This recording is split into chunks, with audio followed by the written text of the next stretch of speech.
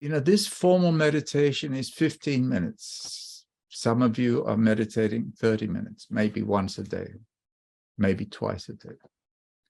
It's such a small portion of the day. And the rest of the day, it's so much stuff is happening. And, it's like we get into overdrive and the fast lane, and we get lost in our living in quite a distracted way, habitual way, mechanical way. And so when we come back to meditate again, it's like, wow, there's this mountain of, what I call the fallout of an explosive day of activity and busyness. And it's hard. That is why I highly encourage you to start doing what I call meditation in action. What I mean by this, and there's various aspects of it, but what I would like to suggest is that we take time during our day to center ourselves, ground ourselves in the present moment experience, using the physical body and the physical activity in which we are engaged, which allows us to pull our attention out of the thinking about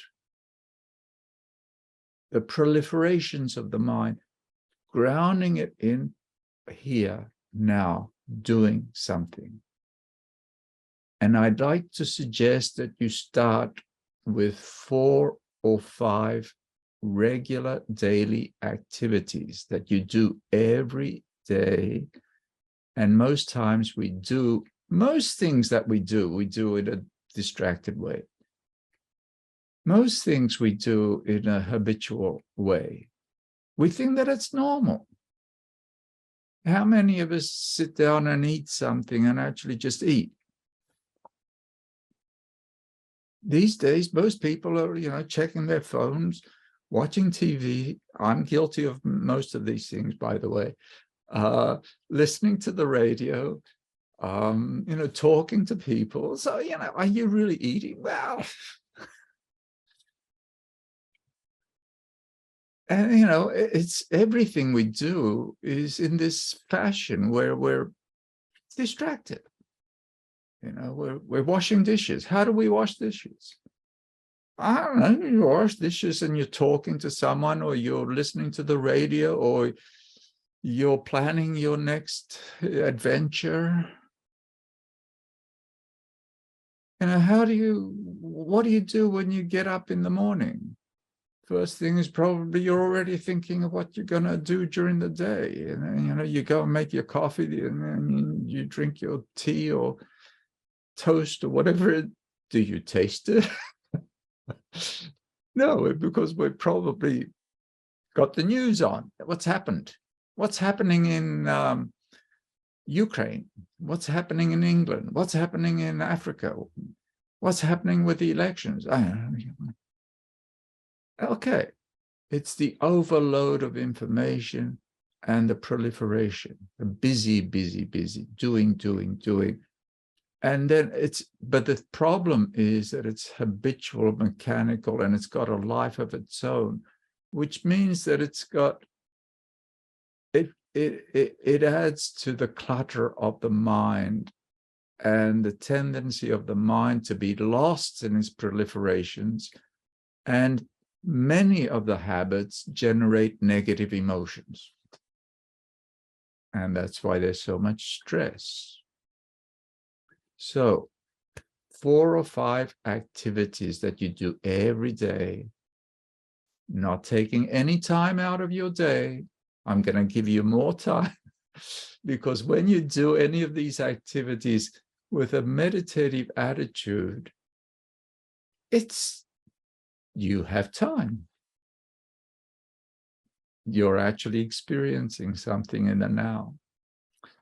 First one that I always encourage is one of the things that most people do early in the morning is brushing your teeth. Most people brush their teeth once a day, twice a day. Like twice a day is good. Usually 2 or 3 minutes. 2 or 3 minutes of meditation. How do you brush your teeth? The dentist has taught us how to brush our teeth. But what I'm going to add is be present. Rather than just habitually grabbing the toothpaste and toothbrush and start scrubbing while you're listening and thinking and going wherever you're going. Stop. Notice what you're doing. Notice, just you're brushing. Just notice it. Create that bit of space and silence in the mind where you actually notice brushing the teeth. Brush your teeth well with the right amount of pressure, the right amount of force. Make sure you get all around the teeth, both upper and lower, in and out, all around. And of course, the mind, you hear that there's that momentum of thinking, I have to go to the office today and there's that thing.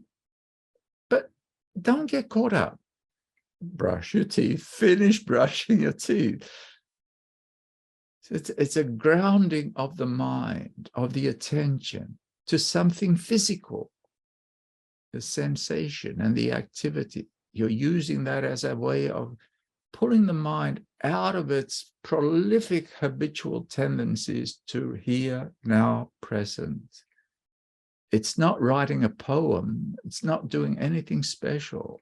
It's just being present in this simple activity.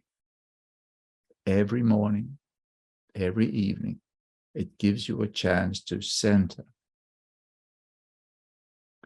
Next one I'd like to encourage is something that most of us do occasionally, is washing dishes. I like washing dishes. How do you wash dishes? It's a chore, but it's not unpleasant. So you've got this, just ground yourself. There's this pile of dishes. You're going to wash them well. Rinse them off, wash them with water, hot water, and just do it well without breaking anything. It's just being attentive to it rather than doing it distractedly. So you're grounding yourself. You're actually engaging. You're trying to remain a little more silent and present. Just noticing that you're doing the dishes in a careful way, with some care. And it's gratifying. I really find it very gratifying to convert a pile of dirty dishes. And I like to do it systematically, rinse them, then wash them, then rinse them, then drip dry. And when it's finished, you clean the counter, and it feels good. You've accomplished something in life. It's very rare that most of us accomplish anything in life that's so concrete. Life seems to be never-ending chasing of things. Here we are, I did it. Terrific. What a grand day. I washed dishes.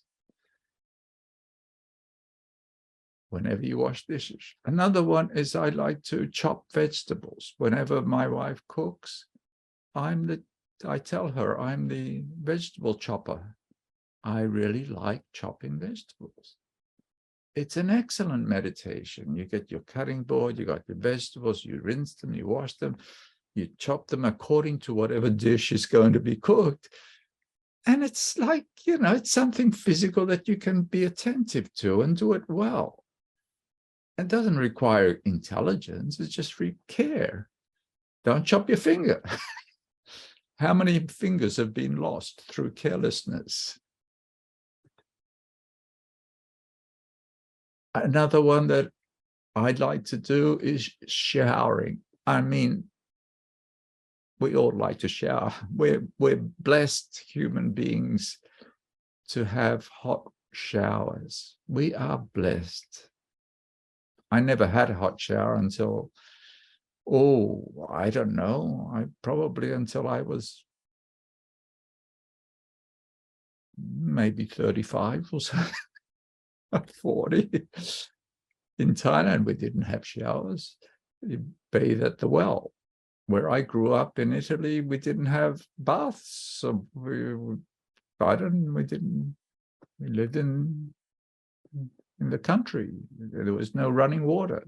Where do you bathe? Nowhere. Anyway, we have hot running water. Now, my friends, most of you take a shower. Wonderful opportunity to meditate. When you go into the shower, make sure that you go with the body.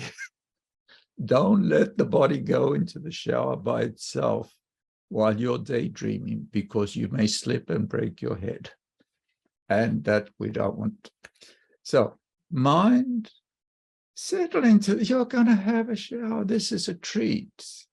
Get in there, turn the water, check that it's the right temperature. Make it just like you really enjoy it. If you like it hot, have it hot. Feel the water on your body. Let it just wash away all the stress and the strain of the day or the tensions of whatever. And then you soap up and, just, it's wonderful. You've got these nice soaps and things to wash with. But, really notice it. The sense, it's all to do with centering on the physical activity and the feelings, the sensations associated with that, and enjoying that moment of being within the body with this pleasant activity, rather than just daydreaming or planning or remembering or worrying, which we normally do enough of. Every time we get into the shower, we get into our meditation practice. 5 minutes, it's beautiful. Another one I encourage you to do, and I want you to pick 4 or 5 of these to do on, the importance is to do them on a regular basis so that it becomes a default mode of doing these things. It becomes a default mode of being present, centered, relaxed, engaged, caring, enjoying the moment. Walking. We are blessed that we can walk. I really enjoy walking. Unfortunately, most of us, when we go walking, we daydream, or we're planning, or we're scheming, or we're regretting, or we're worrying, or we're just listening. These days, people walk with their listening, their stuff, and that's not using the walk to the best of its what it can do for you. When we go for a walk, just do it occasionally anyway. Make it a special walk, a walk in which you are going to walk with the body. You are actually going to experience the body walking, settling to it, and enjoy the walk. And, just try to sink into the now. And if you're walking in nature, there's nature around you to actually notice the birds, the colors. We're not writing a poem. We're just relaxing here now, grounding ourselves, getting out of that proliferating mind. I really, as a practice, in the monastery, we used to do a lot of formal walking, formal meditation, walking meditation. I still enjoy doing that. I don't, where I work, I can go outside and walk. And quite often I'll just go outside and walk for half an hour. I just don't walk to go anywhere. I walk up and down, up and down the path. Just walk in a very natural way. Just I want my body to be completely comfortable when I walk. Just swing my arms, relax, let my attention sink into the body and just enjoy my walk. peacefully walking, quietly walking. So nice.